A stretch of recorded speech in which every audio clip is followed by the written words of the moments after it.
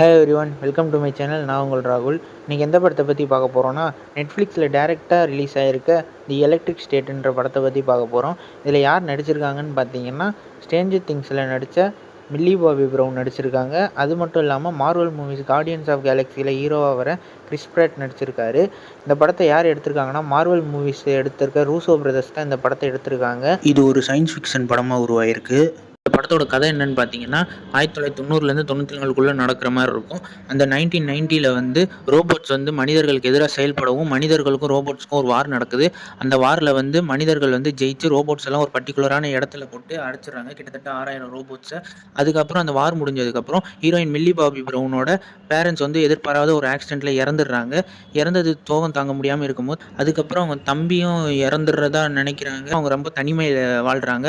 அப்போ வந்து ஒரு ரோபோட் வந்து இந்த மாதிரி நான் தான் உன் தம்பி அப்படின்றத வந்து சொல்லுது.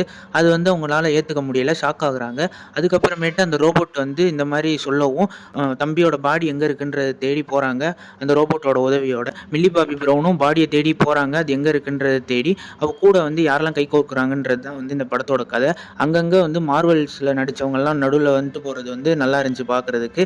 அதுக்கப்புறம் தான் ஒரு 10 நிமிஷம் கழிச்சு ஹீரோ கிறிஸ் பிராட் வருவார். அவங்க 2 பேரும் சேர்ந்து அந்த பாடியை கண்டுபிடிச்சாங்களா, அவன் தம்பி மறுபடியும் வந்தானான்றது தான் கதை இருந்துச்சு. இது ஒரு ஃபுல் அண்ட் ஃபுல் விஷுவல் ட்ரீட்டாக இருக்கும் பார்க்குறவங்களுக்கு. படமும் வந்து ப்ரொடக்ஷன் வேல்யூ சைட்லேருந்து நல்லாவே எஃபெக்ட் போட்டிருக்கிறது அப்படியே தெரியுது. அந்த படத்தில் வந்து ஒரு ரிச்னஸ் நல்லாவே தெரியுது.